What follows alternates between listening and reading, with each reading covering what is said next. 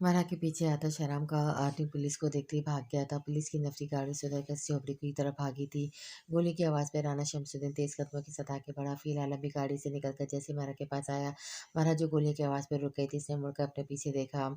जियाज मारा के मुंह से जियाज का नाम सुनते फिलहाल ने झोपड़ी की तरफ देखा, जहाँ दो पुलिस वाले जियाज को बाजू और टांगों से पकड़ते हुए झोपड़ी से बाहर ला रहे थे। जियाज खून से लथपथ था। पुलिस के अंदर जाने तक इन आदमियों ने जियाज के सीने के आर पर गोलियां मार दी थी। इसके सीने से खून निकलकर जमीन को गीला कर रहा था। मरहत जियाद को खून में भरा देखकर वहीं बेहोश हो गई थी। राना शमसुद्दीन ने आगे बढ़कर मरहा को अपने बाजू में समेट लिया था। साथ आई लेडीज पुलिस ने जल्दी से मरहा को उठाकर की तरफ ले गई थी। फिलहाल हम जियाज को देखते इसकी तरफ भागा। पुलिस वालों ने जियाज को जमीन पर लिटा दिया था। जियाज आंखें खोलो। फिलहाल ने आते ही जियाज के चेहरे पर हाथ रखते हुए कहा, लेकिन जियाज की आंखें बंद थी। इसकी धड़कन कम हो रही थी। नहीं नहीं, ऐसा नहीं हो सकता, इसको जल्दी से गाड़ी में लेकर चलो। फिलहाल ने पुलिस वालों को कहा, जो जियाज को जल्दी से इसकी गाड़ी में लेकर जा चले गए थे, जिसमें फ़ील आलम और एजाज साहब आए थे। फ़ील आलम बाकियों की परवाह किए बगैर जल्दी से गाड़ी की तरफ बढ़ा और उसने गाड़ी स्टार्ट कर दी और गाड़ी की रफ्तार तेज़ कर दी। वो अस्पताल की तरफ चला गया था। हसन और मुर्तज़ा मरहा को लेकर पहले निकल चुके थे। अब इस जगह पे एजाज साहब और राना शमसुद्दीन थे। शमसुद्दीन अब आप परेशान मत हो, आपकी बेटी सही सलामत है। 2 मुजरिम पकड़े गए, इनसे सब पता चल जाएगा। अब आप जाएँ अस्पताल चलते हैं। अब आप आ जाएँ और अस्पताल चलते हैं। एजाज साहब ने राना शम्स के कंधे पे हाथ रखते हुए कहा, वो लड़का कौन था जिसे गोलियाँ लगी थी? राना शम्स आज को देखकर शॉक थे। आज ज़िंदगी में पहली बार राना खानदान के साथ ये सब कुछ हो रहा था। वो हमारा ही बंदा है, बस वो ठीक हो। एजाज साहब ने गहरा साँस लेते हुए कहा। राना शम्स अब एजाज साहब के साथ अस्पताल की तरफ रवाना हो गए थे। पुलिस शहराम और उसके आदमियों को थाने ले गई थी। फ़ील आलम गाड़ी ड्राइव करता हुआ बार-बार जियाज की तरफ देख रहा था। इसका खून निकलकर गाड़ी की सीट को गीला कर रहा था। फ़ील आलम ने गाड़ी की तेज़ रफ्तार करते हुए घुटनों-घुटनों का सफ़र मिनटों में मुकम्मल करते हुए अस्पताल पहुँच गया था। अस्पताल में पहुँचते ही फ़ील आलम ने जियाज को अपने कंधे पे बिठाया और इमरजेंसी की तरफ ले गया जा रहा था। फ़ील आलम के यूँ आते ही पूरे अस्पताल में इमरजेंसी अलार्म बज गया था। सब डॉक्टर इमरजेंसी में जमा हो गए थे। डॉक्टर सर भी वहाँ मौजूद थे। क्या हुआ इसे? डॉक्टर सर ने जैज़ की हालत को देखते हुए कहा, बहुत खून ज़ाया हो गया है, हमें सर्जरी करनी होगी, गोलियाँ निकालनी होंगी। फ़ील आलम ने जल्दी से जैज़ की शर्ट फाड़ते हुए कहा, डॉक्टर फ़ील, आप ये कर रहे हैं, क्या कर रहे हैं? इसकी सांसें नहीं चल रही हैं, मर चुका है। डॉक्टर सर ने जब मॉनिटर पर देखा तो वहाँ सीधी लाइन थी। जैज़ की सांसें नहीं आ रही थी। इसकी दिल की धड़कन जो बहुत आहिस्ता चल रही थी, अब वो मॉनिटर पर नज़र नहीं आ रही थी। मैंने आपसे ये नहीं पूछा कि इसकी सांसें आ रही है क्या नहीं। आप जाकर खून को बंदोबस्त करें। फ़ील आलम ने गुस्से से चलाते हुए डॉक्टर साहब को कहा, जिस पर सब डॉक्टर के पास से ही एकदम रुक गए। आप सब मेरा मुँह क्या देख रहे हैं? ऑक्सीजन लगाओ इसे और इंजेक्शन दो, इसकी हार्ट बीट वापस आनी चाहिए और ऑपरेशन थिएटर शिफ्ट करो। और फ़िल आलम ने बाकी डॉक्टर से कहा, जिस पर ज़ियाज को ऑक्सीजन लगा दी गई थी।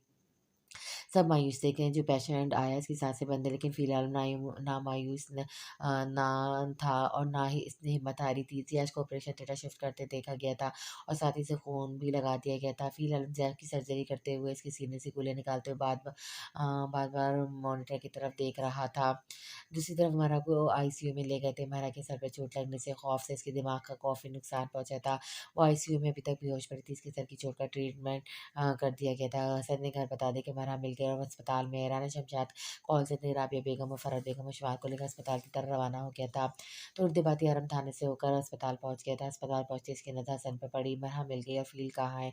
आरम ने आते ही हसन से पूछा, महरा आईसीयू में है और आपके दोस्त ऑपरेशन थिएटर में। आपके किसी दोस्त को आदमी को गोलियाँ लगी और वो उसी की सर्जरी कर रहे हैं। हसन ने सुर्ती वाले लहजे में बताया। व्हाट? ज़ियाज को गोलियाँ लगी? अरहम नहीं सुनते अपना हाथ सर पे रखा। इससे पहले अरहम कुछ कहता, एजाज साहब वहाँ आ गए थे। अरहम हमारे साथ आइए। एजाज साहब ने अरहम को गौर से साथ लेकर अस्पताल से बाहर निकल गया। मुर्तज़ा अभी भी हसन के साथ ही था। जी एजाज साहब, अरहम ने परेशानी में कहा, ये केस मज़ीद बिगड़ सकता है। अगर इस लड़के को कुछ हो गया तो इसके घर वाले आ जाएँगे और फिर बात कहीं और निकल जाएगी। इसलिए मुझे अभी थाने के लिए निकलना होगा, वहाँ के सारे हालात को देखना है। आप फ़िल आलम को बता देना, वो बहुत परेशान है इस लड़के को लेकर। उसकी हालत भी बहुत नाज़ुक है, अल्लाह कोई मौत सही कर दे, नहीं तो कोई उम्मीद नज़र नहीं आ रही। 2 गोलियाँ वो भी इसके सीने में लगी हैं। एजाज़ साहब की बात सुनकर अरहम मज़ीद परेशान हो गया था। ठीक है, जैसा मैं समझ गया, फ़ील जैसे फ़ील होता है मैं इसे बता दूँगा। अरम ने मुख्तसर जवाब दिया। ओके, वैसे मुर्तज़ा यहाँ ही है और मेरे स्टाफ़ के कुछ लोग भी यहाँ मौजूद हैं, इसलिए परेशान होने की ज़रूरत नहीं है। लड़की अब सेफ़ है, इसे भी होश आ जाएगा, लेकिन मुझे इत्तला दे देना इस लाज़मी लड़के के बारे में, बाकी अल्लाह बेहतर करेगा। एजाज़ साहब ने अरम के कंधों पे हाथ रखते हुए उसे हौसला दिया। शुक्रिया। अरम ने हल्की-फीकी मुस्कुराहट दी। मैं अब चलता हूँ। एजाज़ साहब ये कहते हुए अपनी गाड़ी की तरफ चले गए और अरम गहरा साँस लेता हुआ अस्पताल के अंदर आ गया था। थोड़ी देर में जब अस्पताल में मौजूद थे, राबिया बेगम और फरहत बेगम तस्वीर पकड़े महरा के होश में आने की दुआएँ कर रहे थे। राना शम्स, शमशाद, हसन और मुर्तज़ा के साथ अलग से बैठे हुए थे। अरहम ऑपरेशन थिएटर के बाहर चक्कर पे चक्कर लगा रहा था। अशमाल को किसी बात का भी पता नहीं था, इसे बस मारा की परेशानी थी। अशमाल की आँखों में आँसू थे और वो मारा के लिए दुआ कर रही थी। जब इसकी नज़र अपने ताऊजी पे पड़ी जो बार-बार अरहम की तरफ देख रहे थे। अशमाल को पहले थोड़ा अजीब लगा, लेकिन वो इस वक़्त मारा के अलावा किसी के बारे में सोचने की हालत में नहीं थी। इसलिए अशमाल ने अपने ताऊजी से नज़र हटाते हुए अपनी ताई राबिया बेगम को हाथ पकड़ते हुए उसे हौसला दिया, जो रोते हुए तस्बीह कर रही थी। राना शमसुद्दीन अपनी जगह से उठे अरहम के पास गया था। "वो लड़का अब कैसा है?" राना शम्स ने अरहम से इलाज के बारे में पूछा। "मुझे खुद भी कुछ नहीं पता, ऑपरेशन चल रहा है, बस दुआ करें।" अरहम के कहने पर राना शमसुद्दीन ने आरम को हौसला दिया, फिर आईसीयू की तरफ आते हुए बेगम की तरफ देखा। हौसला रखे, मेरा को कुछ नहीं होगा, वो होश में आ जाएगी। मैंने इसे अपनी आँखों के सामने सही सलामत देखा है। वो बेहोश तब हुई थी जब इसने इस लड़के को देखा जिसे गोलियाँ लगी थी। वो इसे बचाने आया था, इसके लिए भी दुआ करो वो बच जाए, इसकी हालत बहुत ख़राब है। राना शमसुद्दीन राबिया बेगम को बता रहा था, शुमार का रंग एकदम उड़ गया था। इसने फटी-फटी आँखों से अपने ताऊजी की तरफ देखा और फिर अरब को जो अब दीवार के साथ टेक लगाए खड़ा था। राना शम्स राबिया बेगम को ये कहकर हौसला देकर दोबारा सर के पास जाकर बैठ गया था। अशमाल को अब बेचैनी हुई थी, इसने जल्दी से फ़ील आलम का नंबर डायल किया तो वो बंद जा रहा था। अब अशमाल यूँ सब में से उठकर हमसे पूछ भी नहीं सकते कि इसको गोलियाँ लगी हैं। वक़्त गुज़रने के साथ-साथ अशमाल की बेचैनी बढ़ती जा रही थी। इसने 1 घंटे में 15 बार फ़ील आलम को कॉल कर दी थी, लेकिन इसका नंबर अभी भी बंद जा रहा था। इतने में नर्स आईसीयू से बाहर आई। नर्स के बाहर आते सब जल्दी से उठ गए थे। आपके पेशेंट को होश आ गया, लेकिन अभी इसने एक वक़्त में एक ही मिल सकता है। डॉक्टर साहब ने ज़्यादा बोलने से मना किया है। नर्स कहकर वहाँ से चली गई थी। शुक्र है मेरे अल्लाह का कि हमारा को होश आ गया है।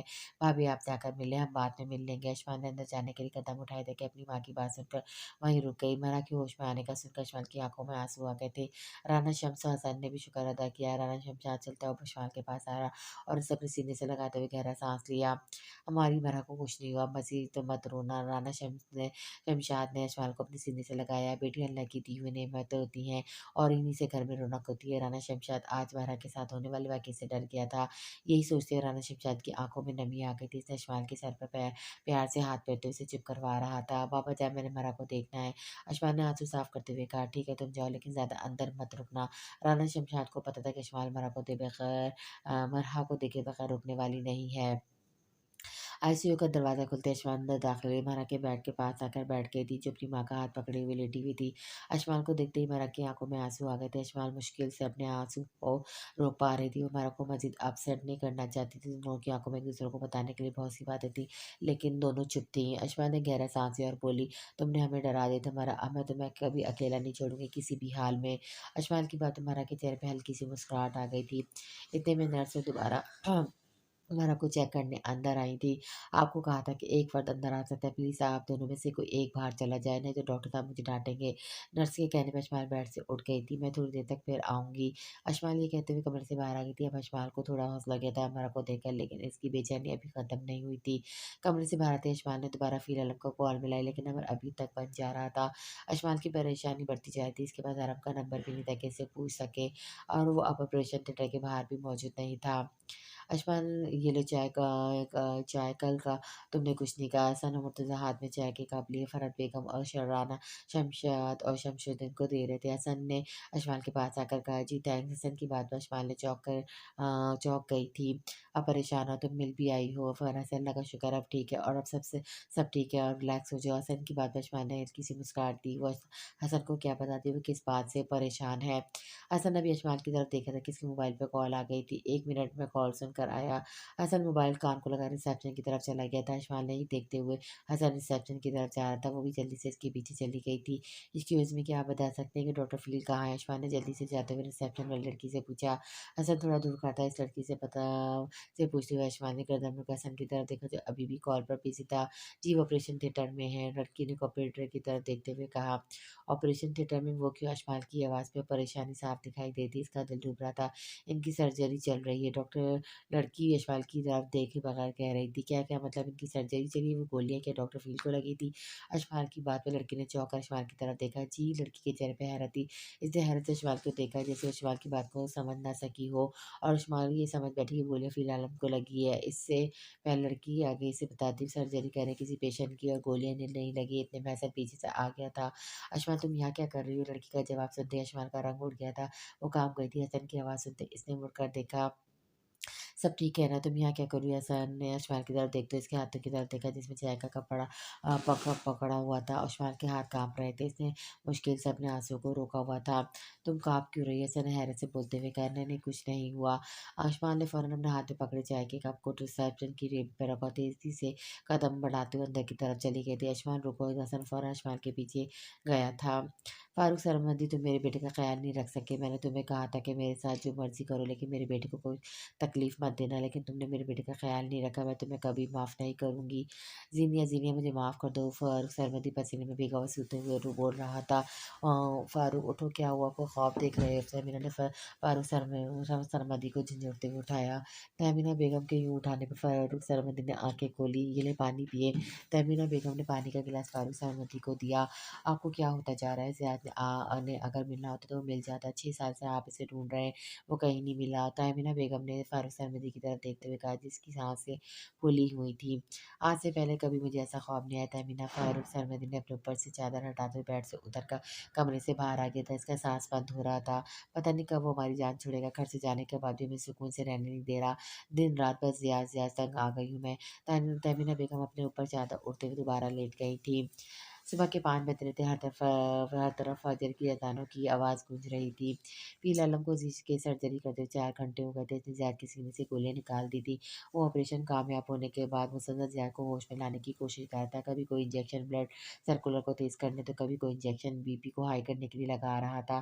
पीर आलम ने मेडिकल का कोई तरीका नहीं छोड़ा था। हर तरीके को इस्तेमाल कर रहा था जिससे ज़ैद की सांसें चल पड़ती। अब तक फ़िलहाल हमने अल्लाह पे यकीन रखते हुए और अल्लाह की रज़ा से बहुत से लोगों को मौत के मुँह से वापस लाया था, जिनके बचने की कोई उम्मीद ना होती थी। फ़िलहाल हम अपनी हर मुमकिन कोशिश करते इन्हें बचा लेता था। अब भी इतना सब करने के बाद ज़ैद की साँसें चलने चाहिए थी, लेकिन अब हर कोशिश फ़िलहाल की काम नहीं आ रही थी। दूसरी तरफ अशमाल की बेचैनी बढ़ती जा रही थी, इसका खौफ, इसका डर इस पे मुसल्लत हो रहा था। वो किससे पूछती, किसको बताती, मुसलसल खामोशी से अशमाल का दिल घबराहट से पड़ रहा था। वो रोना चाहती थी, लेकिन सबकी मौजूदगी में इसे अपने अंदर आंसू के तूफान रोक रहा था। अशमाल की नज़र ऑपरेशन थिएटर पर लगी थी, जिसके बाहर खामोशी थी, आराम भी नज़र नहीं आ रहा था। ऑपरेशन थिएटर के अंदर फ़ील आलम जो अपने स्टाफ के साथ ज़ैश को होश में लाने की कोशिश कर रहा था। दूसरे डॉक्टर भी फ़ील आलम के साथ कोशिश के करके नामुमकिन हो गए थे। फ़ील आलम ज़ैश को मुसलसल ऑक्सीजन का पंप कर रहा था। जब डॉक्टर असद ने फ़ील आलम के कंधे पर हाथ रखा था, डॉक्टर असद के हाथ को अपने कंधे पर हाथ महसूस करते फ़ील आलम ने डॉक्टर असद की तरफ देखा, जो नफ़ी में सर हिला रहा था और फ़ील आलम को रोकने का कह रहा था। सब अब मायूस होकर खड़े थे। फ़िल आलम की हालत भी सबसे नहीं देखी जा रही थी, जिस तरह वो कोशिश कर रहा था। डॉक्टर असद के चेहरे पे फ़िलहाल में ऑक्सीजन पंप से हाथ हटाते हुए बेड के हैंडल को अपने हाथ में लेते हुए इस पे अपने हाथों की ग्रिप मजबूत करते अपनी आँखें मीच ली थी। हर कोशिश नाकाम होने के बाद फ़िलहाल उनकी आँखों के सामने ज़ैद का चेहरा आ रहा था। गिलगित के सामने कुर्सी पे बैठते हुए बड़े पुरएतमाद होकर इससे बात कर रहा था। "क्यों किया ज़ैद तुमने ऐसा क्यों किया? क्यों खुद की जान खतरे में डाला?" फ़िलहाल में अपनी आँखें बंद किए गहरी सोच में था और फ़िलहाल के कंधे पर अभी भी डॉक्टर असद का हाथ था। जब इसके कानों में नर्स की आवाज़ पड़ी, डॉक्टर फ़ील पेशेंट की हार्ट बीट मॉनिटर पर आ रही है। नर्स की आवाज़ सुनते फ़ील आलम और डॉक्टर असद ने फ़ौरन मॉनिटर की तरफ देखा। वहाँ अब से की हार्ट बीट की लाइन आ रही थी, लेकिन वो बहुत कम थी।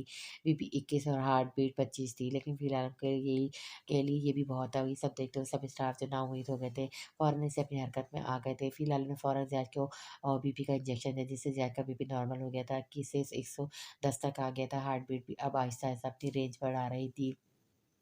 जैज़ के जिस्म का टेम्परेचर अब नॉर्मल हो गया था। ये सब देखते हुए फ़िल आलम ने गहरा साँस लिया और दुआ के लिए हाथ उठाते हुए अल्लाह का शुक्र अदा किया। फ़िल आलम तुम सच में वाक़ई एक अच्छे इंसान के साथ कामयाब डॉक्टर हो, मान गए तुम्हें। मैं तो कब का नाउम्मीद हो गया था, लेकिन तुमने हिम्मत नहीं हारी और देखो तुम्हारी कोशिश ना कामयाब हो गई। डॉक्टर असद ने ज़ियाज़ की हालत को नॉर्मल देखकर फ़िल आलम को कहा, ये सब अल्लाह के पाक के हाथ में है, मैं तो बस एक वसीला हूँ। अल्लाह ताला के हाथ में ही ज़िंदगी और मौत है और शुक्र है ज़ात का कि इसने ज़ियाद को एक बार फिर ज़िंदगी दी है। फ़िलहाल ने गर्दन मोड़कर ज़ियाद की तरफ देखा। ठीक कहा आपने, फ़िलहाल में अल्लाह ने मौसा कर दिया। डॉक्टर असद ने गहरा साँस लेते हुए कहा, ज़ियाद को आईसीयू में शिफ्ट कर दो और हर 1 घंटे बाद इसका चेकअप करना भी मैं भी चेक करता रहा चेक करने चक्कर लगाता रहूँगा, बस इसे होश आ जाए। फ़िलहाल आपके कहने पे डॉक्टर असद ने मस्बत में सर हिलाया। अब जाकर फ्रेश हो जाएँ और आप सब भी, डॉक्टर असद ने फ़िलहाल को कहा और साथ बाकी डॉक्टर्स को भी कहा। ठीक है, मैं चलता हूँ। फिलहाल उन्होंने आज को एक बार फिर चेकअप करते हुए और बाकी 2 डॉक्टर्स भी फिलहाल उनके साथ ऑपरेशन थिएटर से बाहर आ गए थे। अशफाक जिसकी नज़र ऑपरेशन थिएटर पर टिकी हुई थी। जैसे ही फ़ील आलम ऑपरेशन थिएटर से 2 डॉक्टर्स के दरमियान में ऑपरेशन थिएटर से बाहर निकला, अशफाक जो बाहर रखे बेंच पे बैठी थी फ़ौरन उठ गई थी। फ़ील आलम और बाकी के तमाम दोनों डॉक्टर्स ने भी अभी भी ग्रीन ऑपरेशन कोट और मुँह पर मास्क पहने हुए थे। अशफाक फ़ौरन ऑपरेशन थिएटर की तरफ भागी थी, लेकिन इतनी देर में फ़ील आलम दोनों डॉक्टर के साथ स्टाफ एरिया की तरफ चला गया था। अशफाक ने जब रिसेप्शन पर देखा तो वहाँ कोई भी नहीं बैठा था। अशफाक की देखते हुए स्टाफ एरिया की तरफ गई। स्टाफ एरिया में जाते अशफाक के सामने वही वही 3 डॉक्टर थे जो ऑपरेशन थिएटर से बाहर आए थे। 2 वॉशरूम की तरफ चले गए और एक चेंजिंग रूम की तरफ। अशफाक को समझ नहीं आता वो किससे पूछे कि अंदर जिसका ऑपरेशन चल रहा था इसका क्या बना? यही सोचते हुए अशफाक ने अपने हलक तरक्की और हिम्मत करके चेंजिंग रूम की तरफ बढ़ी। फ़िलहाल हम अपना ग्रीन कोट उतारकर मास्क उतारकर अंदर लगे वॉश बेसिन पर हाथ धो रहा था। अशफाक जैसे ही रूम के दरवाजे के पास आई, इसकी नज़र सामने लगे शीशे में पड़ी। आप इशफाक की आवाज़ सुनते फ़िलहाल ने फ़ौरन शीशे की तरफ देखा। दरवाजे के पास खड़ी अशफाक खड़ी थी, जिसका रंग उड़ा हुआ था, जिसके चेहरे पर परेशानी साफ नज़र आ रही थी और आँखों से आँसू निकल रहे थे। फ़िलहाल फ़ौरन पीछे मुड़ा। अशफाक आप फ़िलहाल ने अशफाक को इस हालत में देखते हुए जिस पर अशफाक अंदर की तरफ बढ़ी। अशफाक का चेहरा आँसुओं से भरा हुआ था, इसके अंदर आँसू का जो तूफ़ान रुका हुआ था, वो बारिश की तरह बरस पड़ा था। आप ठीक है? अशफाक ने आगे बढ़कर फ़िलहाल के दोनों बाजू पे हाथ रखते हुए रोते हुए कहा, मैं ठीक हूँ अशफाक, आपको क्या हुआ? आप रो क्यों रही हैं? फ़िलहाल अशफाक की ऐसी हालत देखकर परेशान हो गया था। वो अशफाक से बोलना नहीं चाहता। अशफाक ने रोते हुए अपना सर फ़िलहाल के सीने पे रख दिया था। इस्माइल चुप कर जाए, यहाँ आकर बैठे। फ़िल आलम ने इस्माइल के कंधों से पकड़ते हुए इसे खुद से अलग किया और रूम के रखे बेंच पे बिठाते हुए खुद घुटनों के बल ज़मीन पे बैठते हुए इस्माइल की तरफ देखा जो मुसलसल रो रही थी। आप मुझे बताएँ क्या हुआ? और मरहा ठीक है ना? फ़िल आलम के कहने पर इस्माइल ने फ़िल आलम के दोनों हाथों को अपने हाथों में लिया। मुझे लगा वो गोलियाँ आपको लगी हैं। इस्माइल ने रोते हुए कहा। इस्माइल बात कर रही थी और उसके हाथों की ग्रिप फ़िल आलम के हाथों में मज़बूत हो रही थी। अगर अगर आपको कुछ हो जाता तो आपने मुझे बताया क्यों नहीं? इस्माइल ने हिचकियाँ लेते हुए कहा। इस्माइल पहले रोना बंद करो, देखो मुझे कुछ नहीं हुआ, मैं आपके सामने हूँ। फ़िलहाल में इस्माइल के आँसू साफ करने के लिए अपने हाथ इस्माइल के हाथ से अलग करना चाहे, लेकिन इस्माइल ने अपने नाज़ुक हाथों में फ़िलहाल की सख्त हाथों को मज़बूती से पकड़ा हुआ था। फ़िलहाल चाहकर भी इस्माइल के हाथों से अपने दोनों हाथ छुड़ा ना सका। इस्माइल आपको पता है मुझे आपकी आँखों में आँसू अच्छे नहीं लगते और आप मुसलसल रो रही हैं। अगर आप ऐसे मुसलसल रोती रही तो मैं आपको कैसे बताऊँगी क्या हुआ था? फ़िलहाल ने इस्माइल की आँखों में एक तरफ देखते हुए कहा, जिस पर इस्माइल ने फ़िलहाल के हाथ को छोड़ते अपने हाथ की पूँछ से अपने चेहरे पर गिरे आँसू को साफ किया। फ़िलहाल वहाँ पर उठकर इस्माइल के साथ उठकर बैठ गया था। इस्माइल ने अपना रुख अब फ़िलहाल की तरफ कर लिया, वो टिटकी बाँधे उसको देख रही थी, जैसे कि अपने आप को यकीन दिला रही कि ये ख्वाब नहीं हकीकत है। फ़िलहाल हकीकत में इसके सामने ज़िंदा सलामत बैठा था। तो वो गोलियाँ किसको लगी थी? इस्माइल ने फ़िलहाल की तरफ देखते हुए कहा, जो अपने बाजुओं को अपनी टाँगों पे जमाए ज़मीन पर नज़रें टिकाए बैठा था। ज़ियाश को फिर आलम के जवाब ने इस्माइल को मज़ीद शॉक कर दिया था। वो जो है फ़िल आलम का सोच कर बैठी थी। इसके ज़हन में गुमान में भी नहीं था कि ज़ियाद का इससे सब मामले से कोई ताल्लुक होगा। ज़ियाद लेकिन वो अशफ़ाक समझ नहीं पाती कि सारा मामला हुआ क्या था। अशफ़ाक की इसके करिश्मा को उसको दूर करने के लिए फ़िल आलम ने अशफ़ाक को गिलगित से लेकर अब तक के सारे मामलों को मुख्तसर करके बताया। ज़ियाद ने ये सब मरहा के लिए किया है। मरहा को पता है क्या फ़िल आलम के बताने पर अशफ़ाक ने हैरत से कहा, मुझे नहीं मालूम कि ये सब मरहा को पता है क्या नहीं, लेकिन जब ज़ियाद को बाहर लेकर आए थे इसे गोलियाँ लगी थी तब मरहा ने ये सब देखा था। वो ज़ियाद को इस हालत में देखकर बेहोश हो गई थी। वो एक बहुत बड़े सदमे से गुज़री है, इसलिए इसे अकेला मत छोड़ना। फ़िल आलम ने अपनी बात मुकम्मल करते हुए गर्दन मुड़कर अशफ़ाक की तरफ देखा जो आँखों में नमी ली फ़िल आलम की तरफ देख रही थी। एक और बात, आज के बाद मैं आपकी आँखों में आँसू ना देखूँ, मुझे ये चेहरा हँसता मुस्कुराता नज़र आए, ओके? फ़िल आलम ने ये कहते हुए इस्माइल के हाथ पे अपना हाथ रखा और साथ ही हल्की सी मुस्कुराहट दी। डॉक्टर फ़ील आप यहाँ हैं? डॉक्टर असद के अंदर आते ही पर फ़ील आलम ने इस्माइल के हाथ से अपना हाथ हटा लिया था। फ़ील आलम ने डॉक्टर असद की तरफ देखा, क्या हुआ? सब ठीक है ना?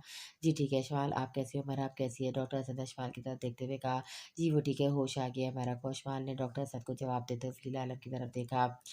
मैं अब मीरा के पास जाती हूँ। इस्माइल के कहने पर फ़ील आलम ने आँखों से जाने का इशारा किया। इस्माइल वहाँ से उठकर बाहर आ गई थी। इस्माइल के जाते ही फ़ील आलम ने रूम में रखी अलमारी से पूरा कोट निकाला। क्या हुआ था? इस्माइल को परेशान लग रही थी। डॉक्टर असद ने फ़िल आलम की तरफ देखा, वो ये समझ रहे थे कि जिसको गोलियाँ लगी वो मैं था। फ़िल आलम ने कोट पहनते हुए कहा, ओह अच्छा। डॉक्टर असद ने सर हिलाते हुए कहा, मैं अपने कमरे में जा रहा हूँ, मुझे ज़ियाद की खबर देते रहना। फ़िल आलम ये कहते हुए रूम से बाहर आ गया था। सुबह हो चुकी थी, 7 बज रहे थे जब फ़िलहाल हम अपने कमरे में आया था। अरहम पहले से कमरे में मौजूद सोफ़े पर टेक लगाए बैठा था। कमरे का दरवाज़ा खुलते ही अरहम फ़ौरन उठ खड़ा हुआ। "क्या हुआ फ़ील ठीक है?" अब अरहम ये कहते हुए रेबीज़ के पास रखी कुर्सी पे बैठ गया था। फ़िलहाल भी आकर अपनी कुर्सी पे बैठ गया था। हाँ, अल्लाह का शुक्र है कि अब वो खतरे से बाहर है, लेकिन जब तक इसे होश नहीं आ जाता परेशानी रहेगी, क्योंकि इसकी जो हालत थी, इसके मुताबिक कभी भी कुछ हो सकता है अगर होश ना आया तो। फ़िलहाल ने कुर्सी के बैक से टेक लगाते हुए कहा, "अल्लाह खैर करेगा, इंशाल्लाह सब ठीक हो जाएगा। तुम ठीक थक गए हो, मैं कॉफ़ी लेकर आता हूँ तुम्हारे लिए।" अरहम ने फ़िलहाल के चेहरे पे थकावट देखते हुए जैसे कुर्सी से उठा, कमरे का दरवाज़ा नॉक होने के बाद खोला। दरवाज़ा खुलते ही राना शमशाद और राना शमसुद्दीन अंदर दाखिल हुए, जिसे देखते ही फ़िलहाल जो कुर्सी पे टेक लगाए बैठा था, सीधा होकर बैठ गया था। "अस्सलाम वालेकुम।" अरहम ने दोनों हाथों से हाथ मिलाते हुए कहा, "मैं आता हूँ।" अरहम ने फ़िलहाल को दोबारा कहा, जिससे फ़िलहाल ने मस्बत में सर हिलाया। "आइए, आप बैठे।" फ़िलहाल ने राना शमसुद्दीन और राना शमशाद को बैठने का कहा। "मगर अब ठीक है, मैंने रिपोर्ट ली है।" फ़िलहाल ने दोनों की तरफ देखते हुए कहा, "अल्लाह का शुक्र है वो ठीक है, हम इसे घर लेकर जाने लगे थे, इसलिए आपसे मिलने आए और इस लड़के का भी पता पूछना है, वो अब कैसा है?" राना शमसुद्दीन ने फ़िलहाल की तरफ देखते हुए कहा, अब ठीक है, ऑपरेशन मुश्किल था, लेकिन अल्लाह की करम से वो खतरे से बाहर है।"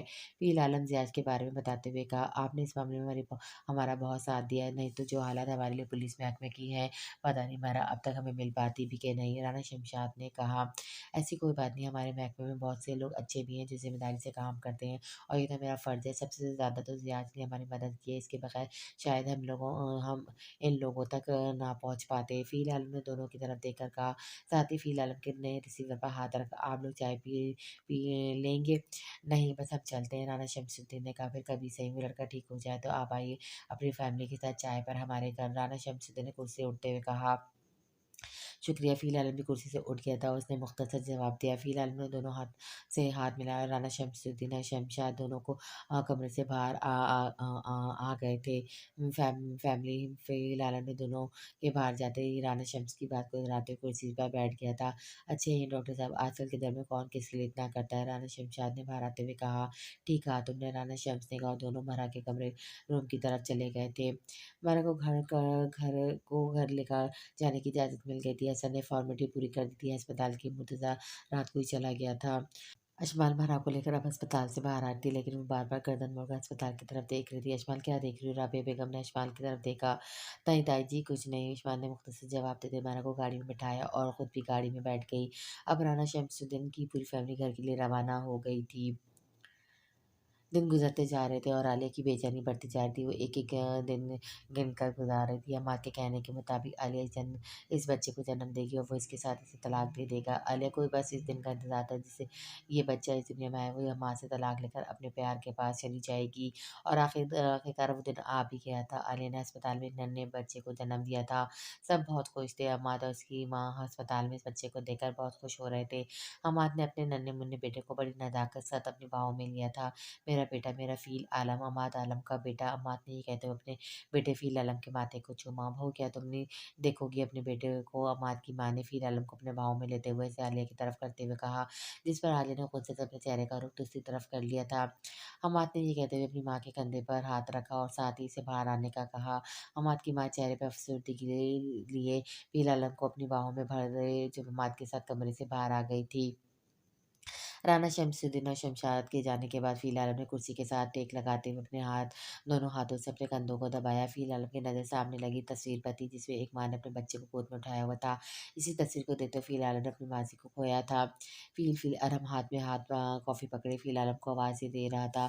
"हाँ, आ गए तुम?" फ़िलहाल अरहम की आवाज़ पर चौंक गया था। "हाँ, मैं तो आ गया, लेकिन तुम कहाँ गुम थे?" अरहम ने कॉफ़ी का कप टेबल पे रखते हुए कहा, "क्यों, कहीं नहीं।" फ़िलहाल ने मुख्तसर जवाब दिया, "कॉफ़ी का घूँट पी लिया था। ज़ियाद के घरवालों का कुछ पता नहीं था, तो कैसे इन लोगों को बताना है। ज़ाहिर-सी बात है कि वो जितने दिन घर नहीं जाएगा तो घरवाले इसके लिए परेशान होंगे। ये ना हो कि एक मसला ख़त्म हुआ तो दूसरा शुरू हो जाए। आराम ने फ़िलहाल को अपना ख़दशा ज़ाहिर किए। "मैंने मालूम करने के लिए कहा है, किसी को शाम तक पता चल जाएगा, और अभी मसला ख़त्म भी नहीं हुआ है। शहराम और शर्जील दोनों जेल में हैं, तो इसके घरवाले लाज़िम मरा के घरवालों से माफ़ी माँगनी चाहेंगे, और जहाँ तक मैंने मरा के वालिद साहब को समझाया, सारे मामले में तो माफ़ कर दें।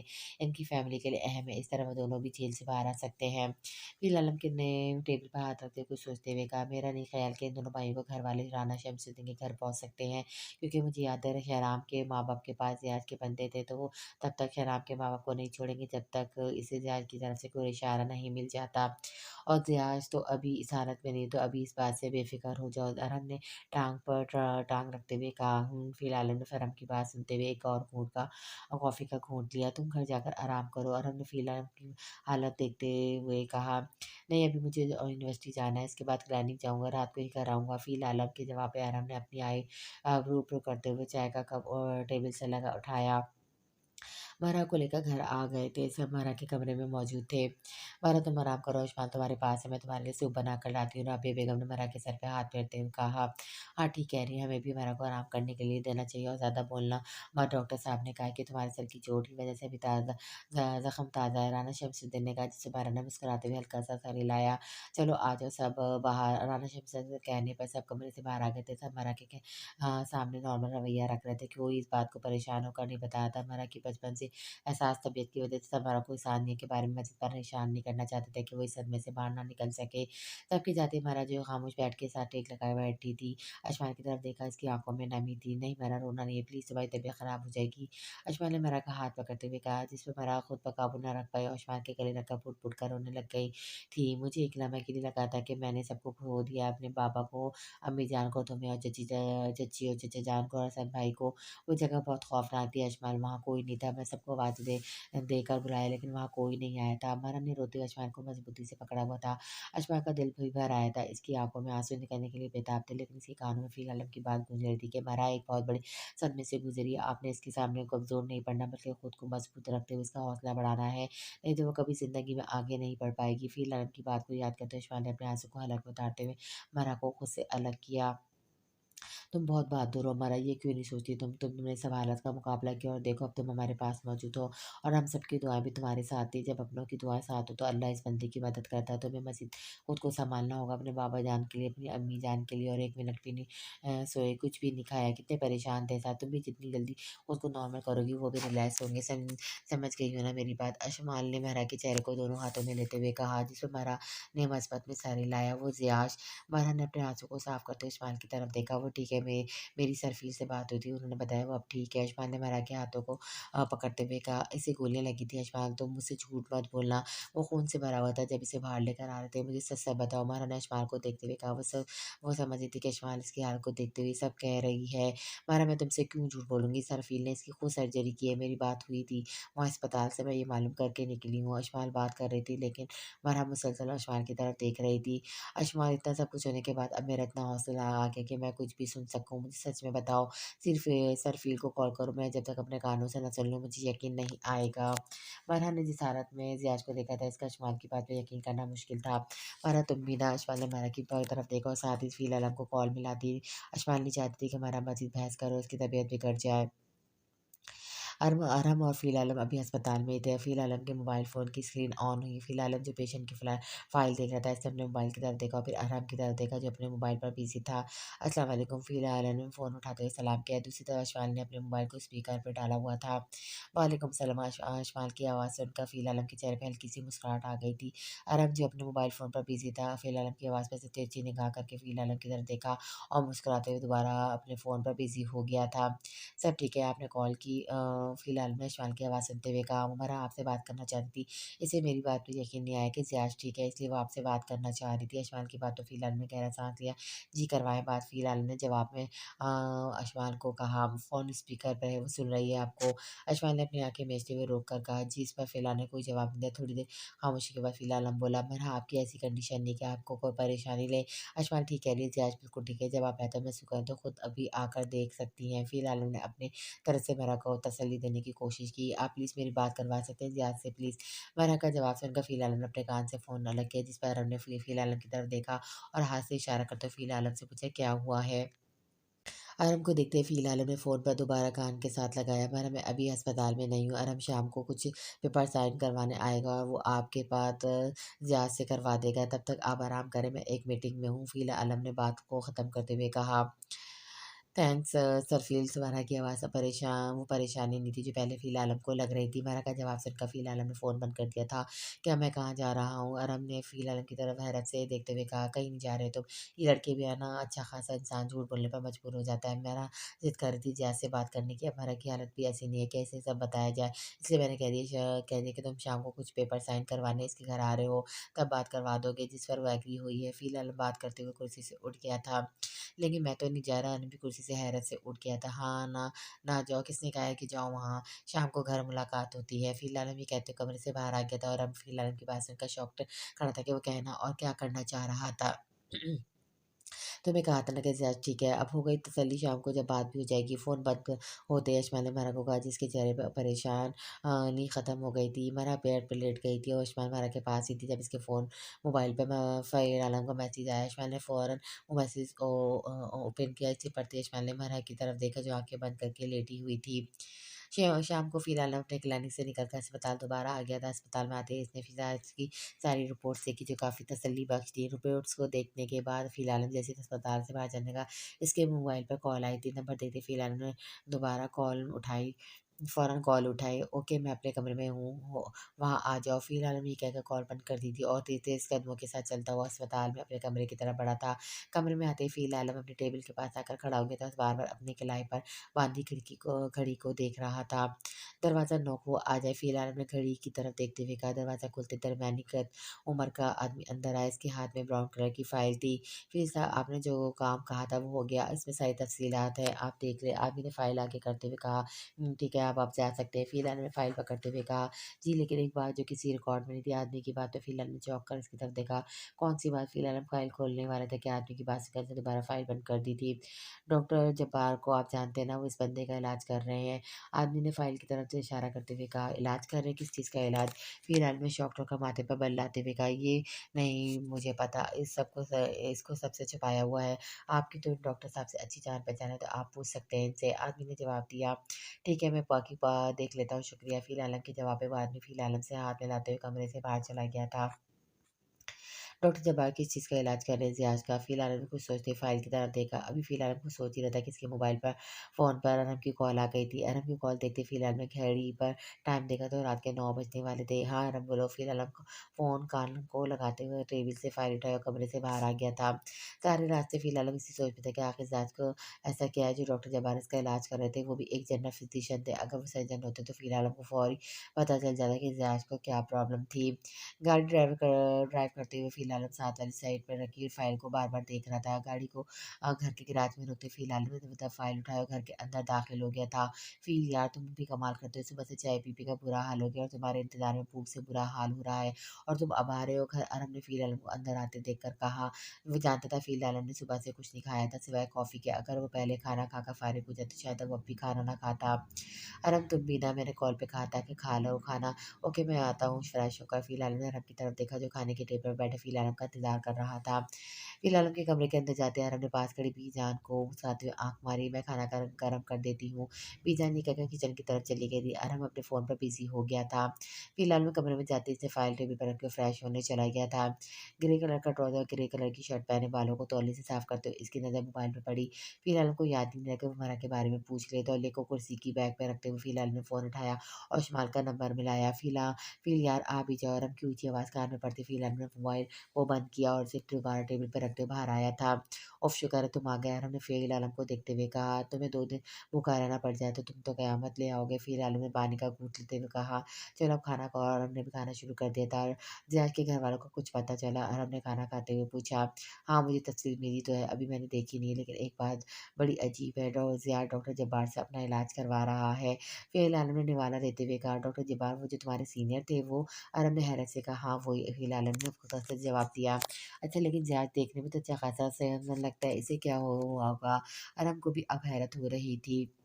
मुझे नहीं पता और डॉक्टर जब मैं कहता हूँ तुम्हें पता है ना वो अपने पेशेंट के बारे में किसी को कुछ नहीं बताते। फ़िलहाल हमने खाना ख़त्म करते हुए कहा, लेकिन तुम तो इनके अच्छे स्टूडेंट थे, वो तुम्हें तो बता सकते हैं ना। और हमने भी खाना ख़त्म कर दिया था। मैं कुछ कह नहीं सकता, ये तो जाकर पता चलेगा। ख़ैर मैं अब सोने लगा हूँ, चाय कमरे में पीऊँगा, सुबह बहुत काम है। फ़िलहाल हम ये कहते हुए खाने की टेबल से उठ गया था। अच्छा लेकिन मुझे बताना क्या पता चला? ओके और हमने मोड़ कर फ़िलहाल हमको देखा, को कहा जो कमरे की तरफ जा रहा था। आलम को वो जो कोई जवाब दिए बगैर फ़िलहाल कमरे की तरफ चला गया था। कमरे में जाते ही फ़िलहाल में आलम स्टडी टेबल के पास रखी कुर्सी पर जाकर बैठते ही इसने फ़ाइल को अपने पास किया। कुछ सोचने के बाद फ़िलहाल ने फ़ाइल ओपन की। फ़ाइल के पीछे पहले पेज पर नज़र पड़ते फ़िलहाल के माथे पर बल आ गए थे। जैसे-जैसे फ़िलहाल फ़ाइल में मौजूद तफ़सील को पढ़ता जा रहा था, फ़िलहाल के चेहरे पर गुस्से के तासुरात बढ़ते जा रहे थे। फ़िलहाल ने हाथ की मुट्ठी को गुस्से से बंद किया, जिस चेहरे पर पहले हैरत थी, उलझन थी, अब वहाँ बेहद गुस्सा था। फ़ाइल को देखते ही फ़िल आलम को कुर्सी से उठकर फ़ौरन उठा और अलमारी की तरफ बढ़ा। अरब अभी सुहार सोफ़े पर ही बैठा था। अब्बीजान दोनों के लिए चाय बनाई थी कि फ़िल आलम के कमरे का दरवाज़ा खुला और फ़िल आलम कपड़े में तब्दील किए, हाथ में कोट और गाड़ी की चाबी और फ़ाइल पकड़ कमरे से बाहर निकला था। फ़िल कहाँ जा रहे हो रात को? अरब ने फ़िल आलम को देखते हुए कहा, जिस पर फ़िल ने कोई जवाब नहीं दिया। फ़िल आलम के हाथ में वही फ़ाइल थी। अरब की बात का जवाब सुन दिए बगैर फ़िल आलम घर से बाहर चला गया था। इसे क्या हुआ? अरब ने हैरत से अब्बीजान की तरफ देखा, जो अरब की आवाज़ सुनकर बाहर आ गई थी। फिर आलम गाड़ी की रफ्तार तेज़ करते हुए ज़ियाद की घर की तरफ जा रहा था। कुछ ही देर बाद फिर आलम इस्लामाबाद के 11 में एक 15 मंजिला बिल्डिंग के सामने खड़ी गाड़ी को रोका। गाड़ी को पार्किंग में लॉक करते हुए फिर आलम ने वो फ़ाइल उठाया, बिल्डिंग के अंदर चला गया था। फ्लैट 103 के सामने फिर आलम अब खड़ा था। रात के 11 बज चुके थे, हर तरफ खामोशी थी। फिर आलम ने फ़ाइल की तरफ देखा और कुछ सोचते फिर आलम ने फ्लैट के बेल पर हाथ रखा। 2 बार बेल बजने के बाद किसी के दरवाज़े तक आने की आवाज़ आई। दरवाज़ा खोलते ही फिर आलम के सामने अमजद खड़ा था। अस्सलाम वालेकुम जी, किससे मिलना है आपने? अमजद ने फ़िलहाल की तरफ देख रहा था, जो मुसलसल अमजद की तरफ देख रहा था। ढलती उम्र ने अमजद के बालों को सफ़ेद कर दिया था, चेहरे पर झुर्रियाँ आ चुकी थी, लेकिन फ़िलहाल आलम ये चेहरा नहीं भूल सकता था। चेहरे पे झुर्रियाँ और सफ़ेद बालों के साथ भी उस शख्स को एक नज़र में पहचान सकता था। मैं फ़िल आलम हूँ, हमाद आलम का बेटा। फ़िल आलम ने अमजद की आँखों में देखते हुए कहा, जिससे अमजद की आँखें हैरत से फैल गई थी। वो वहीं सकते में खड़ा था, जिस डर से वो भाग रहा था, रियाज को लेकर आज वही डर इसके सामने खड़ा था। कौन है अमजद? तुम इतनी देर से क्यों दरवाज़े पे खड़े हो? सुरैया हाथ में लाठी पकड़े इसका सहारा लिए दरवाज़े पर आई थी। फ़िलहाल अपने अमजद से हाथ नज़र हटाते हुए सुरैया की तरफ देखा। कमर थोड़ी झुकी हुई थी और चेहरे पर बुढ़ापे के खुद-ख़ाल नुमाया थे। फ़िलहाल हम सुरैया को देखते हुए दोबारा अमजद की तरफ देखा।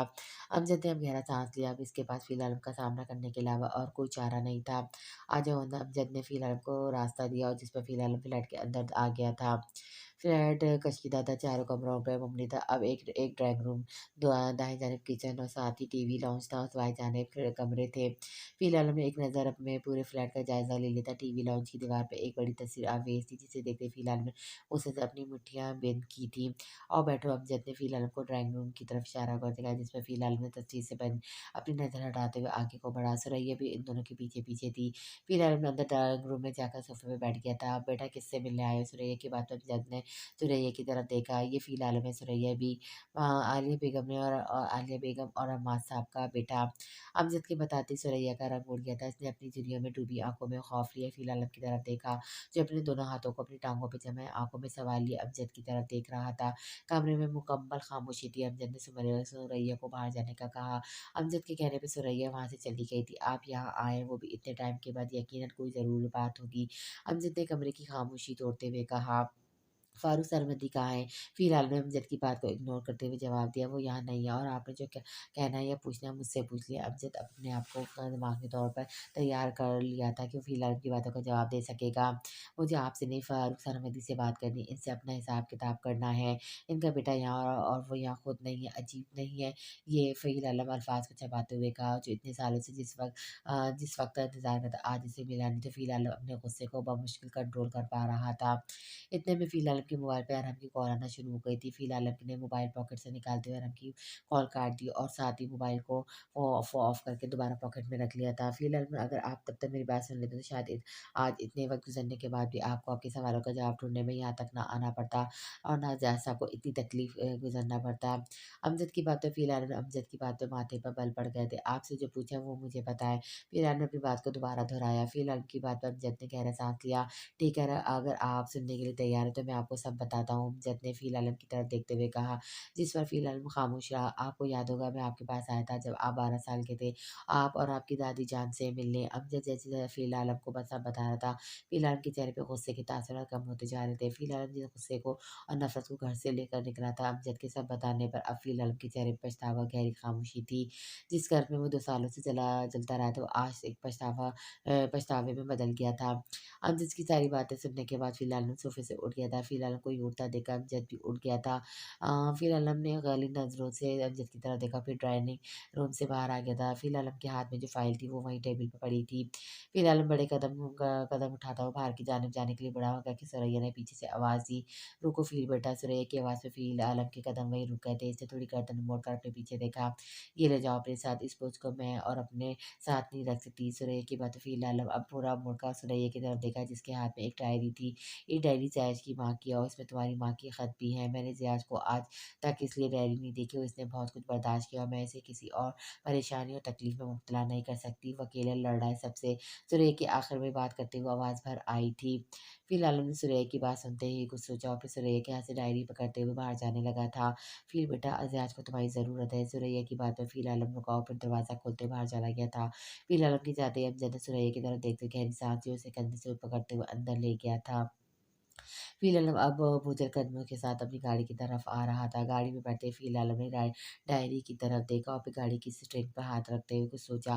दोबारा डायरी की तरफ देखते से जैसे खोला, खोलते डायरी में कुछ खत थे। फ़िल आलम ने पहला खत पकड़ा, इसे खोलते फ़िल आलम ने खत को दोबारा बंद कर दिया था। इसके अंदर हिम्मत नहीं होती कि वो अपनी माँ के खत पढ़ सके। वो जिस हकीकत को सुनना नहीं चाहता था, जिसका सामना नहीं करना चाहता था, आज इसके हाथों में थी। हालत को तर्क करते हुए खुद में हौसला पैदा करते फ़िल आलम ने इस खत को दोबारा खोला। फ़िल आलम के कॉल काटने के थोड़ी देर बाद ही आरव ने फ़िल आलम को दोबारा कॉल मिलाई, लेकिन अब फ़िल आलम का नंबर बंद जा रहा था। नंबर बंद मिलने पर आरव के चेहरे पर परेशानी आ गई थी। समझ नहीं आती कि यूँ अचानक क्या हुआ जो फ़िल आलम बगैर बताए घर से चला गया था। आरव ने अस्पताल भी कॉल की तो पता चला वो वहाँ नहीं था। आरव थोड़ा इंतज़ार कर लो, हो सकता है वो घर आ जाए। बीजा ने आरव को यूँ परेशान देखकर कहा। बीजा को किसी भी एक बात का पता नहीं था, कल से क्या हो रहा था। फ़िल आलम अक्सर अस्पताल में रात को ड्यूटी के लिए रुक जाता था। ठीक है, बीजा ने इंतज़ार कर लेते हैं। आरव ने गहरा साँस लेते हुए कहा और दोबारा सोफ़े पे आकर बैठ गया था। लेकिन इसका दिलो-दिमाग किसी खतरे की घंटी बजा रहा था। फ़िलहाल में भाइयों ने हिम्मत करके वो खत खोला जिसकी माँ का आखिरी खत था। पहली लाइन में पर ही फारूक सरमदी का नाम पढ़कर फ़िल आलम ने खत से नज़रें हटाते हुए अपनी आँखों को बंद करते दोबारा खत अपनी नज़रें डाली और उसे पढ़ना शुरू किया। फारूक सरमदी, ये खत तुम्हें तब मिलेगा जब मैं इस दुनिया से जा चुकूँगी और मुझे तुमसे मोहब्बत करने की इतनी बड़ी सज़ा मिलेगी, मैंने कभी सोचा नहीं था। मोहब्बत तो हम दोनों ने की थी, लेकिन ना भाई सिर्फ़ मैंने अपने बच्चे को जन्म देने के बाद मैं तुम्हारे पास आई थी, अपना सब कुछ छोड़कर, लेकिन तुमने अपनी एक अलग दुनिया बना ली थी, घर में तब्दील कर लिया, अपनी नई ज़िंदगी शुरू कर ली थी, जिसमें मेरी कोई जगह नहीं थी। तुम्हारी खातिर मैंने इस शख्स को छोड़ा जो सब कुछ जानते हुए भी मुझसे मोहब्बत करता था, लेकिन तुम अपनी बीवी को लेकर मुझसे दूर चले गए थे और तुम्हारा कुछ पता भी नहीं है। 12 साल मैंने जिस अज़ियत और करब में गुज़ारे मुझे पता है, घर के एक कोने में कोई जानवर भी बाँध दिया जाए तो वो भी मर जाता है, मैं तो फिर इंसान हूँ। तुम्हारी खातिर मैंने अपने बच्चे से नफ़रत की, पैदा होते इसकी शक्ल तक नहीं देखी, वो रातों को रो-रो कर मुझे बुलाता था, मैं अपनी माँ को कि वो अपनी माँ की गोद को तरसता था, लेकिन मैं तुम्हारे इंतज़ार में तुम्हारी राह देखती रही। अपने बेटे को एक घर में रखकर माँ का प्यार ना दे सकी, इसे अपनी गोद में सुला ना सकी, इसकी छोटी-छोटी बातें सुन ना सकी, अपने शौहर के हक़ में रहकर एक बीवी के फ़राइज़ अंजाम अदा ना कर सकी। तुम्हारी मोहब्बत ने मुझे कहीं का नहीं छोड़ा, तुम्हारी बेवफ़ाई ने मेरा साँस लेना मुश्किल कर दिया था। मैं इस सदमे से बाहर ही नहीं निकल पाई जो तुमने मुझे दिया था। अब मेरा दम घुटा है, मुझे खुद से नफ़रत होती, दिल करता है खुद को नोच डालूँ। दिन-रात अपने गुज़रे हुए एक-एक पल को याद करती हूँ, मेरे बेटे को मेरी ज़रूरत थी और मैं इसके पास रहकर भी इसे एक माँ का एहसास ना दे सकी। मैं इन सब की कसूरवार हूँ, अपने बेटे फ़ील की अपने शौहर अम्माद की, मेरे अंदर अब इतनी हिम्मत नहीं कि मैं अब इसका सामना कर सकूँ। तुम्हें ढूँढते-ढूँढते मैंने 10 साल लगा दिए, लेकिन जब तुम मुझे नज़र आए तो तुम एक बच्चे के बाप बनने वाले थे। तुमने अपनी औलाद का सोचकर मुझे छोड़ दिया था और मैंने तुम्हारे लिए अपनी औलाद छोड़ दी, जिसका पछतावा मुझे जीने नहीं देता। मेरे घर की सारी खुशियाँ छीनकर तुमने अपना घर बसा लिया था, मेरी ज़िंदगी बर्बाद करके तुमने अपनी ज़िंदगी बसा ली थी। मुझे मोहब्बत के दिलासे देकर अपनी फैमिली बना ली थी और मेरी ज़िंदगी को अंधे कुएँ में फेंक दिया था। मैं तो अब इस दुनिया से हमेशा के लिए दूर जा रही हूँ, लेकिन मेरी एक बात याद रखना, मेरे मरने के बाद तुम एक पल के लिए भी चैन से नहीं रह पाओगे। जिस तरह मेरा बेटा अपनी माँ की मोहब्बत के लिए तरस रहा है, इसी तरह तुम्हारी औलाद भी अपनी माँ के लिए तरसती रहेगी। ये मेरी बद्दुआ है तुम्हें और आखिरी वादा भी, यही मोहब्बत का असूल है, गद्दारी की सज़ा तो हर हाल में मिलती है। आलिया ख़त के ख़त्म होते ही फ़िर लालन के जिसकी आँखों में आँसू एक अरसा बीत गया था। अपने बाबा जान से किया वादा आज से ऐसे टूट रहा था। ख़त पढ़ते ही आँसू के 2 कतरे फ़िर लालन के आँसू आँखों से निकल कर ख़त पे गिर गए थे। आँसू गिरते ही फ़िर लालन ने जल्दी से डायरी को बंद किया था। वो खुद के आँसू को कंट्रोल नहीं कर पा रहा था। अपने दोनों हाथों को गाड़ी के स्टीयरिंग पे रखते हुए इसे मज़बूती से पकड़ा अपने आँसू को रोकने की कोशिश की थी। लेकिन जो गुबार फ़िर लालन के दिल में इतने सालों से था, वो इन आँसू को रोक नहीं सका था और आँसू फ़िर लालन की आँखों से निकल पड़े थे। आँखों से बहते आँसू के साथ फ़िलहाल ने गाड़ी की सीट की बैक से टेक लगाई थी। फ़िलहाल को इतने सालों से ये मालूम नहीं होता कि इसकी माँ अपने बेटे से नफ़रत क्यों करती थी। वो हमेशा अपनी दादी से यही सुनता था कि फ़ारूक सरमदी ने इसके बाबा जान का घर बर्बाद कर दिया था और उसकी माँ के मरने के बाद की वजह से फ़ारूक सरमदी था। एक नाम को सुनते वो बड़ा हुआ था। फ़िलहाल गाड़ी की सीट से टेक लगा अपनी बाजी में खो गया था। जिस दिन वो जब वो पुलिस माँ साहब के घर आई थी, जब फ़िलहाल तो 12 साल का था, माँ का जनाज़ा फ़िलहाल के सामने पड़ा था। हर ख़ानदान का फ़र्द बातें कर रहा था। हर किसी की ज़बान पे आलिया, फ़ारूक, सरमदी के मोहब्बत के किस्से थे। हर कोई इन दोनों का नाम ले रहा था। फ़िलहाल की माँ को एक बदकिरदार औरत कहा जाता है, जिसने शौहर के होते किसी दूसरे मर्द के लिए अपनी जान दे दी थी।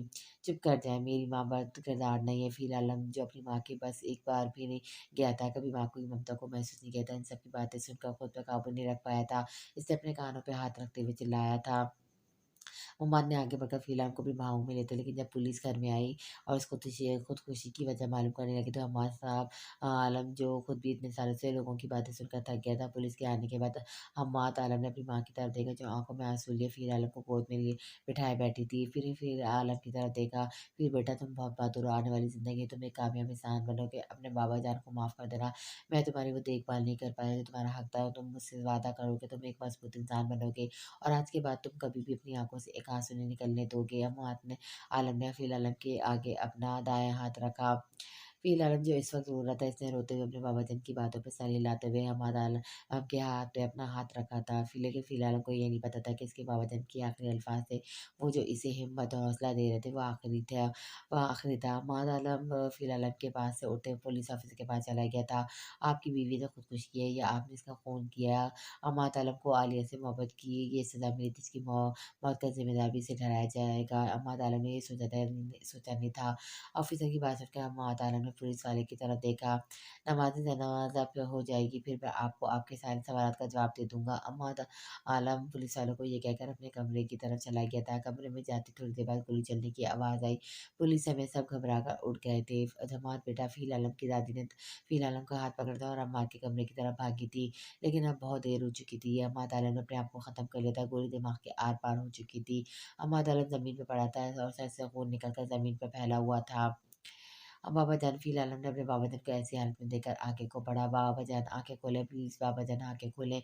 मेरे बाबा जान को अस्पताल लेकर चलो, ये ठीक हो जाएँगे। प्लीज़ इन्हें अस्पताल ले चलो। फ़िलहाल रोते हुए सबके सामने फरियाद कर रहा था। फ़िलहाल हमने अपने बाबा जान का सर अपनी गोद में रखा था, लेकिन इसे ये नहीं पता था कि इसके बाबा जान ने अब इससे बहुत दूर चले गए थे। फ़िलहाल की दादी ने आगे बढ़कर फ़िलहाल को आलम से अलग कर दिया था। फ़िलहाल के हाथ पूरे कमीज़ खून से भर गई थी। ये मेरे बाबा जान का खून नहीं हो सकता, नहीं हो सकता। फ़िलहाल रोते हुए अपने हाथों को जल्दी से अपनी शर्ट से साफ किया था। इतने में पुलिस अंदर आ गई थी। पुलिस ने सबको बाहर जाने का कह दिया था। फ़िलहाल की दादी ने इसे अपने साथ कमरे से बाहर ले आई थी। शाम को अली के जनाज़े के साथ अम्माद आलम का भी जनाज़ा उठाया गया था। एक मोहब्बत के वफ़ादार का जनाज़ा था, दूसरे बेवफ़ा का। अम्माद आलम के घर में तो जैसे कयामत टूट पड़ी थी। जो ख़ानदान के लोग बातें कराने बताए करने में मसरूफ़ थे और वो अफ़सोस कर रहे थे। रात के 1 बज रहे थे, फ़िलहाल का मोबाइल अभी तक ऑन नहीं हुआ था। बीजान अब बहुत हो गया, मैं जाकर देखता हूँ वो कहाँ है। वो जिस तरह घर से निकला था, लाज़मी कोई बात हुई होगी। वो कोई कभी अपना मोबाइल बंद नहीं करता, सिवाय सर्जरी के वक़्त। अरब ने मुसलसल फ़िलहाल को कॉल कर रहा था। मुझे परेशान होकर बोला, 1 बजने पर अरब का सबर भी सारा जवाब दे गया था। "ठीक है अरब बेटा, तुम मुझे अब भी ये परेशानी हो रही, तुम जाकर पता करो कहाँ है।" फिर बीजान ने अपने हाथ मसलते हुए कहा। अरब फ़ौरन अपने कमरे में गया और वहाँ से गाड़ी की चाबी निकाली, तेज़ कदमों के साथ बाहर की तरफ चला गया था। अरब ने फ़िलहाल के अस्पताल में जाकर देखा, हर एक से मालूम कर लिया, लेकिन अस्पताल वालों के मुताबिक फ़िलहाल 9 बजे निकल गए थे और यही वही टाइम था जब फ़िलहाल आलम घर आया था। एक अस्पताल के बाद दूसरे अस्पताल में आलम जाकर मालूम कर रहा था, जहाँ फ़हील आलम के ताल्लुकात थे, वहाँ जाकर सर्जरी करता था, सबको देख लिया था, लेकिन कहीं भी फ़हील आलम का कुछ पता नहीं था। यार फ़िल ऑन कर लो, मोबाइल कहाँ हो तुम? और हमने गाड़ी को ड्राइव करते हुए दोबारा फिर से फ़िल अरब को कॉल मिला, लेकिन नंबर अब भी बंद जा रहा था। अरब की परेशानी बढ़ती जा रही थी। फ़िल अरब को ढूँढते हुए अरब को 6 घंटे हो गए थे, लेकिन फ़िल अरब का कहीं नामो-निशान नहीं था। गाड़ी ड्राइव करते हुए अरब ने गाड़ी को साइड पे रखा और अरब के दिमाग में सवाल का आया कि शायद फ़िल अरब ने इशमाल को कुछ बताया हो। यही सोचते अरब ने अपने मोबाइल फ़ोन पर इशमाल का नंबर निकालते हुए उसे कॉल कर दी थी। सुबह के 7 बज रहे थे जब आरव ने अशफ़ान को कॉल की थी। अशफ़ान मारा के कमरे में ही इसके साथ सोई थी जब इसका फ़ोन वाइब्रेट हुआ था। अशफ़ान ने करवट लेते हुए मोबाइल को देखा तो एक अनजान नंबर से कॉल आई थी। नंबर को देखते ही अशफ़ान ने जो आधी आँखें खोली थी दोबारा बंद करके सो गई थी। अशफ़ान के फ़ोन ना उठाने पर अरब की फ़िक्र और बढ़ गई थी। इससे दोबारा अशफ़ान को कॉल मिलाई। अरब के लिए वो आखिरी उम्मीद थी कि अशफ़ान से कुछ पता चल जाए फ़िलहाल अलम का। अशफ़ान के मोबाइल पे दोबारा कॉल आने पर अशफ़ान ने अपनी आँखें मलते हुए कॉल उठाई। कौन? अशफ़ान की नींद भरी आवाज़ सुनकर अरब फ़ौरन बोल पड़ा, "अशफ़ान मैं अरब बोल रहा हूँ।" अरब की आवाज़ सुनकर अशफ़ान जो नींद में बोल रहा था इसकी फ़ौरन आँखें खुल गई थी। अशफ़ान चौंक कर नंबर की तरफ देखा, उठकर बैठ गई थी। जी, जी, अशफ़ान को समझ नहीं आती कि वो क्या करे। अरब ने कभी इसे कॉल नहीं की थी। अशफ़ान आपको फ़ील की कोई कॉल या मैसेज आया था कल रात को? अरब के पूछने पे अशफ़ान ने फ़ौरन अपना मोबाइल चेक किया तो कोई और कॉल और मैसेज नहीं आया था। नहीं, मुझे कोई मैसेज नहीं आया, कोई कॉल नहीं की। क्यों, क्या हुआ? अशफ़ान अब परेशान हो गई थी। कल रात से फ़ील का नंबर बन जा रहा है, अभी तक इसका कुछ पता नहीं, मैं सारी रात देखा आया हूँ, लेकिन मैं सारी जगह देखा है, लेकिन फ़ील का अभी तक पता नहीं चला, नंबर भी इसका बन जा रहा है। अरब परेशानी से अशमाल को बताया था, अशमाल ने गर्दन मोड़कर भरा की तरफ देखा जो सो रही थी। अभी कल तो वो घर आई थी और आज फ़ील अरब को पता नहीं चल रहा था ये सब क्या हो रहा था, अशमाल का दिमाग चकरा गया था। क्या-क्या मतलब सर फ़ील का पता क्यों नहीं चल रहा? आप तो इनके साथ होते हैं वो। अशमाल ने परेशानी से बोला नहीं जा रहा था। वही तो मैं तुमसे पूछा है कुछ आइडिया कि वो कहाँ हो सकता है, कोई बात की हो, कुछ तो कहा हो। सोच कर बताओ। अशमाल आराम की आवाज़ परेशानी से ऊँची हुई थी जो फ़ोन से बाहर आ रही थी। मुझे कल शाम को सर फ़ील ने मरिया की परमिशन के लिए मैसेज किया था जिसके बाद मेरी कोई बात नहीं हुई। अशमाल ने आराम के ऊँचे बोलने पर सिद्धी से बोली। अशमाल थोड़ा सोचो, अशमाल तुमसे वो बात कर सकता है जो मुझसे नहीं कर सकता, तो इसने तुम्हें कुछ बताया हो? आराम के कहने पर अशमाल चुप रही। इसे खुद भी कुछ नहीं पता था आराम को क्या बताती। अशमाल की खामोशी आराम जैसे फ़ोन बंद करने लगा। जिसे अशमाल की आवाज़ सुनाई दी। 1 मिनट मुझे गिलगित में सरफिल ने कहा था कि वो हमेशा पहाड़ों के दरमियान घर में रहना चाहते हैं, जहाँ पर शहर की गहमा-गहमी ना हो और वो अक्सर ऐसे ही जब शहर की गहमा-गहमी से तंग जाते हैं, तो इन पहाड़ों पर सुकून के लिए आ जाते हैं। अब मुझे ये नहीं पता वो किस एरिया की बात कर रहे हैं। अशमाल ने जैसे बात मुकम्मल की, आराम बोल पड़ा। थैंक्स अशमाल। आराम को उम्मीद नज़र आ गई थी। इससे पहले अशमाल कुछ और कहती और हमने कॉल बंद कर दी थी। कॉल बंद होते अशमाल ने फ़ौरन हमको मैसेज सेंड किया था कि फ़िलहाल आपका कुछ विपद का मुझे भी बता देना। अरहम की कॉल बंद होते ही अशमान उठकर फ्रेश होने चली गई थी। अशमान जैसे फ्रेश होकर बाहर आई तो राबिया बेगम कमरे में मौजूद थी। महरा भी उठ गई थी। नहीं अम्मी, मैंने किसी से नहीं महरा अपनी माँ को मुसलसल किसी से मिलने से इनकार कर रही थी। अशमान को समझ नहीं आती कि बाहर कौन आया, जैसे ताई जी महरा को इस हालत में मिलने का कह रही थी।